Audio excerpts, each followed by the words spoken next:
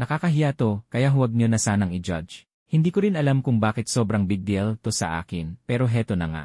Yung magulang ko, pareho silang 47. Si mama, nagpaalam na sa amin 3 taon nang nakakalipas. Si papa naman, ilang beses nang nagka-girlfriend pero yung current niya lang ang ipinakilala niya sa amin. Kilala siya ni mama at okay raw siya, mabait daw. Si ate, sobrang idol siya. Ako naman, wala akong galit sa kanya. Mabait naman siya.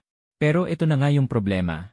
28 lang siya, samantalang si papa, halos doble na ng edad niya.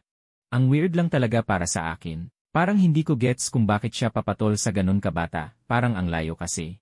Tapos noong tinanong kami ni papa kung okay lang na alukin niya ng kasal si girlfriend, sobrang natuwa si ate, ako lang yung hindi masaya.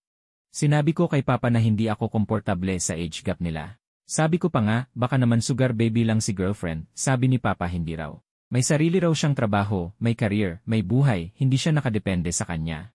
Pero tinanggap naman ni papa na hindi ako okay at hindi niya napinilit. Simula noon, parang malungkot na si papa. Iba na yung vibe sa bahay, hindi na rin madalas dumalaw si girlfriend. Nag-guilty ako kasi gusto ko naman talagang maging masaya si papa. Kaya ngayon, iniisip ko, mali ba na hindi ko agad tanggap yung gusto niya? O mahirap pero dapat lang yung ginawa ko dahil nga sa agwat ng edad nila.